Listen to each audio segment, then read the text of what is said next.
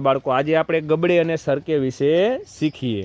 આ લપસણી ઉપરથી આપણે વસ્તુને ગબડાવશું અને સરકાવશું। રેડી બધા? સમજાઈ ગયું? નક્ષ તારી પાસે શું છે? શું થાય ગબડે કે સરકે?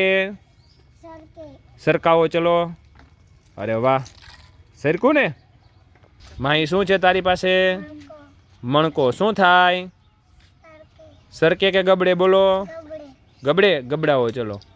ચલો બોલો જોઈએ, ગબડું કે સરકું? રેડી ચલો। શું થાય ગબડે કે સરકે? સરકાવો ચલો જોઈએ। જો જા શું થયું, ગબડું કે સરકું? લઈ લો ચલો। નવ્યાબેન શું છે? શું થાય પેન્સિલ? બે થાય તો પેલા ગબડાવો જોઈએ, હાલો જોઈ। હા, અને સરકાવો જોઈએ પેન્સિલ। હા ભાઈ, તો પેન્સિલ શું થયું ગબડે તે અને વૈદીપ શું છે? શું થાય ગબડે કે સરકે? સરકાવો જોઈએ। હા સરકે છે ને? ધ્યાની શું છે? શું થાય ગબડે કે સરકે? ગબડાવો જોઈએ। ગબડે છે ને? યસ શું છે? ચોક। શું થાય ચોક? સરકે। પેલા તો સરકાવો જોઈએ, પેલા કઈ રીતે સરકે છે? હા આ સરકો કહેવાય। હવે એને ગબડાવો હોય તો? હા આમ મૂકીએ તો ગબડે। જો કૃષ્ણા શું છે? માપપટ્ટી। માપપટ્ટી શું થાય ગબડે કે સરકે? સરકાવો જોઈએ। હા સરસ ચાલો।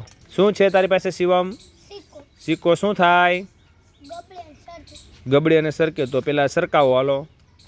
હા સરકો। હવે ગબડાવો જોઈએ, લઈ લો હાલો। ગબડાવો જોઈએ સિક્કાને।